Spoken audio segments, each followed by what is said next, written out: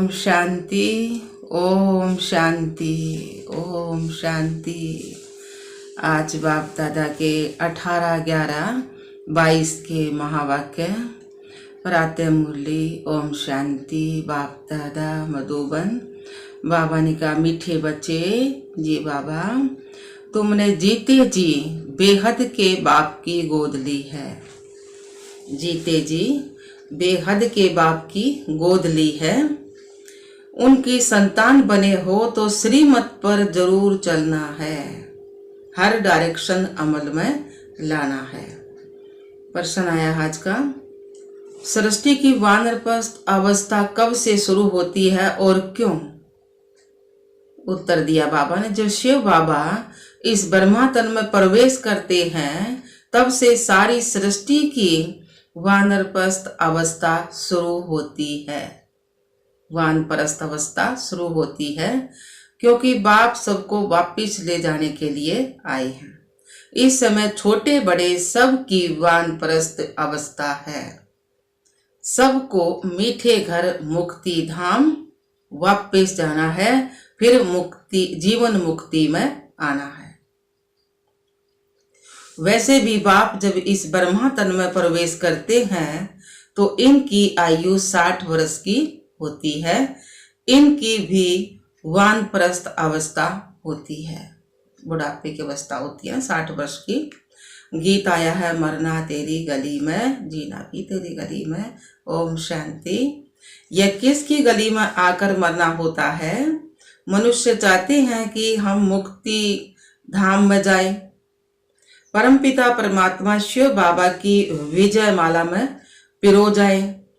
बच्चे जानते हैं जो भी मनुष्य मात्र की आत्माएं हुए बाप की गले का हार जरूर है। जैसे लौकिक बाप की रचना लौकिक बाप के गले का हार है। बच्चे बाप को और बाप बच्चे को याद करते हैं। वैसे वास्तव में जो भी आत्माएं हैं वह सब याद तो करती है ना परमपिता परमात्मा बाप को। वह तो है हद का बाप और यह है बेहद का बाप।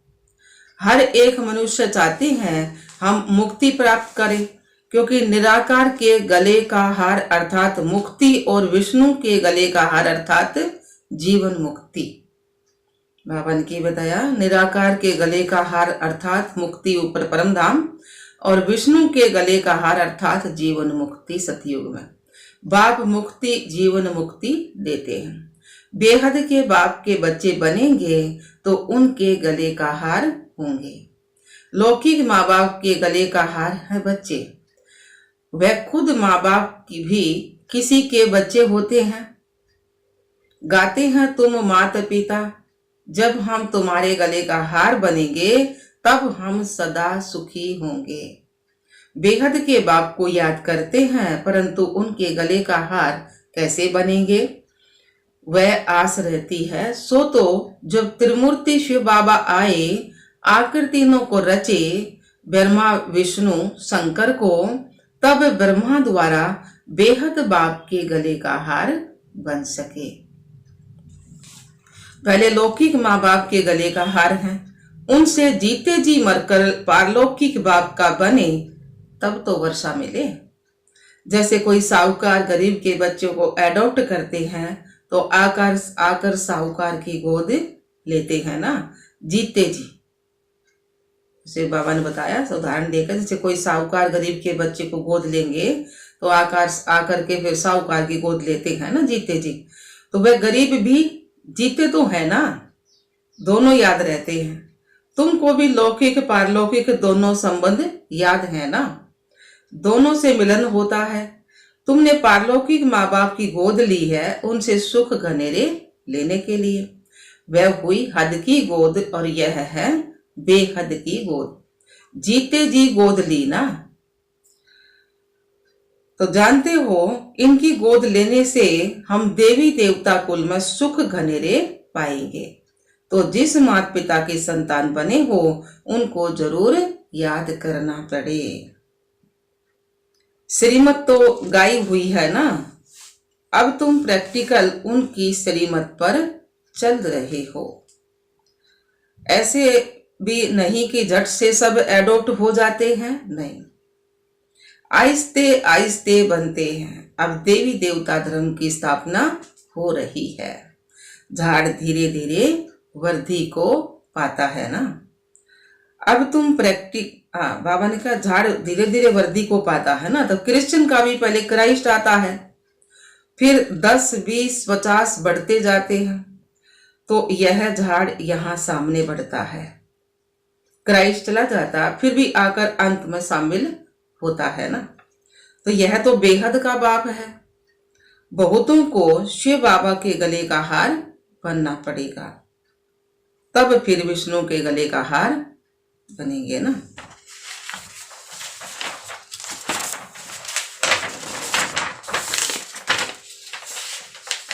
तो शिव बाबा तो है निराकार, ब्रह्मा द्वारा मुख वंशावली रचते हैं ना। त्रिमूर्ति शिव का भी अर्थ है, त्रिमूर्ति ब्रह्मा का अर्थ नहीं निकलता। त्रिमूर्ति शिव का अर्थ है ना, ब्रह्मा विष्णु शंकर 3 रचे, तो बाबा ने कहा त्रिमूर्ति ब्रह्मा का अर्थ नहीं निकलता। बाबा करेक्शन भी करते रहते हैं। गोले के नीचे लिखना है सवदर्शन चक्कर, ना कि चरखा। उस गवर्नमेंट का तो चरखा लगा हुआ है, यहाँ सवदर्शन चक्कर है। सारी सृष्टि का हम सवदर्शन चक्कर है, ये सब दर्शन करा है ना।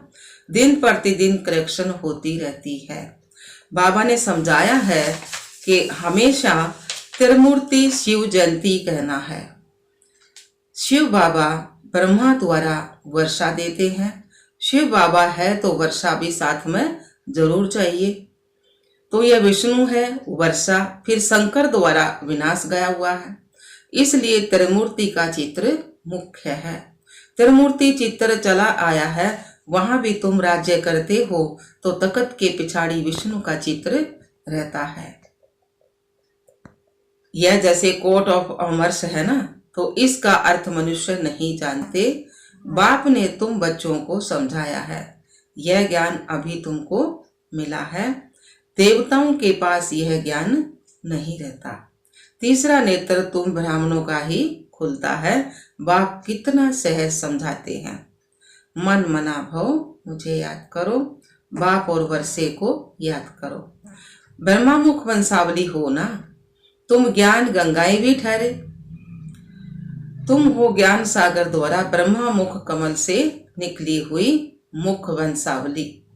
ज्ञान कुमार, ज्ञान कुमारियां, तो तुम हो ज्ञान सागर के बच्चे।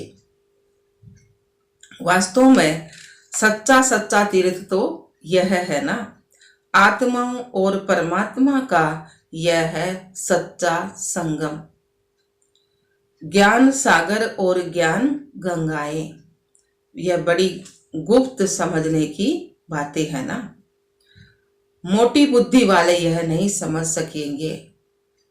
उन्हों के लिए फिर सहज युक्ति है, शिव बाबा और वर्षे को याद करो। इन द्वारा, ब्रह्मा के द्वारा, यह बुद्धि में होने से खुशी का पारा चढ़ेगा ना। गॉडली स्टूडेंट लाइफ है ना, तो बेहद का बाप हमको पढ़ा रहे हैं। अभी तुम्हारी बुद्धि में राजयोग का ज्ञान है ना, जिससे तुम प्रारब्ध पाते हो। वहां इस नॉलेज की दरकार नहीं है, दरकार यहाँ है। बाप कहते हैं कल्प कल्प में आकर राजयोग सिखलाता हूँ, रचना के आदि मध्य अंत का राज समझाता हूँ कि यह चक्कर कैसे फिरता है। महिमा सारी कहाँ की है? संगम युग की है। जबकि पतित पावन बाप आकर पुरानी दुनिया से नई दुनिया में ले जाते हैं। पुरानी दुनिया के विनाश के लिए अब तैयारियां हो रही हैं। देखते हो आजकल दुनिया में क्या हो रहा है। आज बादशाह हैं, कल मिलिट्री बिगड़ती है तो बादशाह को भी कैदी बना देते हैं, कोई को भी मार डालते हैं। ऐसे बहुत केस होते रहते हैं। आजकल कोई बात पर भरोसा नहीं है, दुख ही दुख है ना। आज किसको बच्चा हुआ खुशी होगी, कल मर गया तो दुख हो गया। है ही दुख की दुनिया। अब बाप नई सुख की दुनिया का लायक बना रहे हैं। बाप समझाते हैं, बच्चे तुम सो देवी देवता थे, अभी क्या बने, अभी असुर बन पड़े हो। कल तुम देवताओं की महिमा गाते थे, अपने को पापी और नीच कहते थे। भक्ति करा थे जब कमाते ना, अगर अपने हम तो नीच पापी, आप सर्वगुण संपन्न देवताओं की महिमा गाँव थे ना। तो बाबा ने कहा, कहते हैं ना, हम निर्गुण हारे में कोई गुण नाही, आपे ही तरस परोई। तो जरूर कोई पर तरस किया होगा ना, बाबा ने बागा तरस किया ना हमारे ऊपर। इन देवताओं को किसने गुणवान बनाया, शिव बाबा ने बनाया ना, यह अभी तुम जानते हो। बाबा के बच्चे जानेंगे ना ये बात। परमपिता परमात्मा बगैर कोई देवता बना ना सके। मनुष्य बिल्कुल विकारी और पतित बन पड़े हैं ना, बूढ़े हो जाते हैं तो भी विकार नहीं छोड़ते हैं। इसी पाप की दुनिया है ना ये भैया, बूढ़े हो जाते हैं लेकिन विकार नहीं छोड़ते हैं। नहीं तो कायदा है 60 वर्ष के बाद वानप्रस्थ लेना चाहिए। पहले ऐसे करते थे, 60 वर्ष के अंदर अपना बोझा उतार कर बच्चों को दे देते थे। अब 60 वर्ष की आयु में भी बच्चे पैदा करते रहते हैं। बाप कहते हैं, इनकी 60 वर्ष की आयु में बहुत जन्मों के अंत के भी अंत में जब इनकी वानप्रस्थ अवस्था हुई, तब मैंने इसमें प्रवेश किया। तब इसने भी सब कुछ छोड़ा। तो बाप के आने से सारी दुनिया के लिए वानप्रस्थ अवस्था हो जाती है, क्योंकि सबको जाना है वापिस। इसलिए बाप कहते हैं, मामेकम याद करो, छोटा व बड़ा कोई भी नहीं रहेगा। सबकी वानप्रस्थ अवस्था है ना, सब बुढ़ापे की अवस्था है। बाप आकर सबको मीठा बनाते हैं ना। मुक्ति जीवन मुक्ति दोनों मीठे धाम है ना। विनाश सबका होना है, हिसाब किताब चुक तो भी सबका होता है। सजा खाने में देरी नहीं लगती है। जैसे काशी कलवट खाते हैं ना, तो पापों से मुक्त हो जाते हैं, फिर नए सिरे हिसाब शुरू हो जाता है। बाकी मुक्ति में एक भी नहीं जाते हैं। हम समझाते हैं, शिव पर कुर्बान हो निर्वाण धाम चले जाएंगे। बाप कहते हैं, वापिस कोई नहीं जा सकता। पुनर्जन्म तो सबको यहाँ ही लेना है। यह पहला नंबर ही पूरे पुनर्जन्म लेते हैं। 84 जन्म ले हैं ना ब्रह्मा बाबा भी, तो जरूर पीछे वाले भी लेंगे। तुमने 84 जन्म लिए हैं, शुरू से ही तुम्हारा पार्ट चलता है।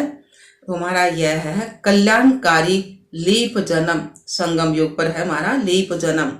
तो इस जन्म में अथवा इस धर्माऊ युग में तुम धर्मात्मा बनते हो। वह सब है हद की बातें, वह है धर्माऊ मास, धर्माऊ वर्ष, और यह है धर्माऊ युग। संगम युग है धर्माऊ युग। यह लीप जन्म ब्राह्मणों का एक ही है। अभी हाँ, ब्राह्मण है चोटी, फिर तुम देवता बनेंगे ना। अब तुम जानते हो, बाबा हमको गले का हार बनाते हैं। हम आत्माएं निराकारी दुनिया में रहती हैं। बाप खुद कहते हैं, तुम जब अशरीरी थे तो मेरे पास रहते थे। बाबा कह रहे हैं, तुम अशरीरी थे तो मेरे पास रहते थे ऊपर परम धाम। अभी तुम समझ गए हो, हम पहले पहले सतयुग में आएंगे। वहां है देवी देवता धर्म, और यहाँ वहां पुरुषार्थ करने की जरूरत नहीं है। बाबा ने बोला, पुरुषार्थ संगम युग पर ही किया जाता है। संगम युग यह है, और जो संगम होते उनकी आयु नहीं गनी जाती है। इस संगम की आयु है, बहुत ही छोटा सा युग है। इस संगम युग में ही बाप आकर इनको बदली करते हैं। बाकी उन युगों का कुछ भी गायन कोई नहीं है ना। उन युगों का जो सतयुग त्रेता के बीच में भी संगम आवे, फिर त्रेता द्वापर के बीच में संगम आवे, द्वापर कलयुग के बीच में संगम, तो बाबा ने उनका कोई गायन नहीं है ना।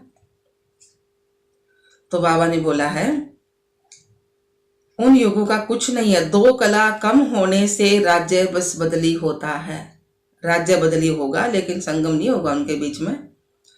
तो बाबा ने कहा तुमको साक्षात्कार होता है, कैसे राज्य देते हैं। संगम युग में बाप आकर पतितों को पावन बनाते हैं, इसलिए इस युग की आयु जब से बाप आया है तब से ही गिनेंगे। तो जरूर वह आया हुआ है, वही ज्ञान का सागर है। उनकी मुख वंशावली ज्ञान नदियां, यह ब्रह्मा कुमार कुमारियां हैं, इनसे ही ज्ञान पाना है। बाबा ने कहा है कोई ऐसी नई चीज बनाओ जो समझाना सहज हो जाए। उनमें त्रिमूर्ति शिव जयंती लिखो। बाबा डायरेक्शन देते हैं, परंतु बनाने वाला भी फिर होशियार चाहिए। इस ज्ञान युग में विघ्न भी किस्म किस्म के पड़ते हैं, फिर सर्विस ढीली हो जाती है। शिव जयंती आई की आई, बड़े धूमधाम से मनानी है। दिल्ली में तो बहुत धूमधाम हो सकती है। दोनों के कोर्ट ऑफ कॉमर्स दिखाएंगे। हम अपनी ईश्वरीय बात करते हैं, बाप है ही कल्याणकारी, बच्चे भी औरों का कल्याण करते रहते हैं, तो बाप देखकर बहुत खुश होता है। कहा जाता है ना, चैरिटी बिगिन्स एट होम, पहले अपने घर से ही शुरू करो। मित्र संबंधियों को भी समझाना है, नहीं तो उल्हाना देंगे। पॉइंट्स बहुत अच्छी मिलती हैं, चित्र भी बहुत ही अच्छे हैं, माला भी कितनी अच्छी है। रुद्र माला बन फिर विष्णु की माला बनती है। तुम ब्राह्मण हो, सच्ची सच्ची गीता सुनाने वाले, सच्ची सच्ची यात्रा का राज तुम समझाते हो। यहाँ बैठे तुम याद की यात्रा में रहो तो पाप भस्म हो जाएंगे। तमो प्रधान से सतो प्रधान बनने का और कोई उपाय नहीं है। योग की बहुत महिमा है, मेहनत भी इसमें है। बहुत तूफान आते हैं, सहज भी है तो मुश्किल भी है। तुम्हारे योग तपस्या के भी चित्र हैं, राजाई का भी चित्र है। राजयोग से तुम देवता बनते हो। तुम राज ऋषि हो, वह हठ योग ऋषि हैं। तुमको नेचुरल जटाएं हैं, अभी हम सब बाबा के गले का हार है ना। सब भाई भाई हैं, बाप से वर्षा मिलता होगा। प्रजापिता ब्रह्मा भी गया हुआ है, वह निराकार पिता और यह है साकार पिता। कौन सा? निराकार शिव बाबा और ब्रह्मा बाबा है साकार पिता। शंकर के लिए दिखाते हैं, आंख खोली तो विनाश हुआ। तो शंकर को नाम भी शंकर माजे ना, हमारी तीसरी आंख खुल लगी तो सृष्टि का विनाश खुलगी ना, हमारी तीसरी आंख, तो सृष्टि का विनाश होना है। तो शंकर को पार्वती गणेश आदि दिखाकर गृहस्थी बना दिया है ना। अंधश्रद्धा बहुत है ना। बाप कहते हैं मैंने तुमको साहूकार बनाया था, तुमने मंदिर बनाकर शास्त्र बनाकर दान कर फालतू खर्चा करते करते दुर्गति को पा लिया है। यह भी ड्रामा में नूंद थी। तब तो बाप बैठ समझाते हैं, बाबा तुमको त्रिकालदर्शी बनाते हैं, तीनों कालों का ज्ञान तुम्हारी बुद्धि में है। अच्छा जी बाबा, मीठे मीठे सिकल दे बच्चों प्रति माता पिता बाप दादा का याद प्यार और गुड मॉर्निंग। रूहानी बाप के रूहानी बच्चों को नमस्ते। हम रूहानी बच्चों की रूहानी बाप दादा को याद प्यार गुड मॉर्निंग, नमस्ते नमस्ते नमस्ते जी। हम बाबा के बच्चे सदा रहें हंसते और हंसाते। शुक्रिया मीठे बाप दादा, शुक्रिया बाबा। धारणा के लिए मुख्य सार बाबा ने पहला पॉइंट में बताया है, यह धर्माऊ युग है, इस समय धर्मात्मा बनना है, सबका कल्याण करना है, मुक्ति और जीवन मुक्ति में चलने का रास्ता बताना है। दूसरा पॉइंट है, हमारी ये गॉडली स्टूडेंट लाइफ है, बेहद का बाप हमको पढ़ा रहा है, इस खुशी में रहना है। वरदान दिया बाबा ने, योग की करंट के वाइब्रेशन द्वारा किले को मजबूत करने वाले यज्ञ रक्षक भव। योग की करंट के वाइब्रेशन द्वारा किले को मजबूत करने वाले यज्ञ रक्षक भव। सार दिया बाबा ने। जैसे ब्राह्मण फैमिली बढ़ाने की प्लानिंग करते हो ना, ऐसे अब यह भी प्लान करो जो कोई भी आत्मा ब्राह्मण परिवार से किनारे नहीं हो जाए। किले को ऐसा मजबूत बनाओ जो कोई जा ही नहीं सके। जैसे चारों ओर करंट की तारें लगा देते हैं, तो आप भी योग के वाइब्रेशन द्वारा करंट की तारें लगा दो। जब इस यज्ञ के किले को अपने योग के पावरफुल वाइब्रेशन द्वारा मजबूत बनाने का संकल्प इमर्ज हो, तब कहेंगे यज्ञ रक्षक। स्लोगन आया बाबा का। ज्ञानी तो आत्मा वह है जिसका कर्म साधारण होते हुए स्थिति पुरुषोत्तम हो। ज्ञानी तो आत्मा वह है जिसका कर्म साधारण होते हुए भी स्थिति पुरुषोत्तम हो। अच्छा, ओम शांति बाबा, ओम शांति।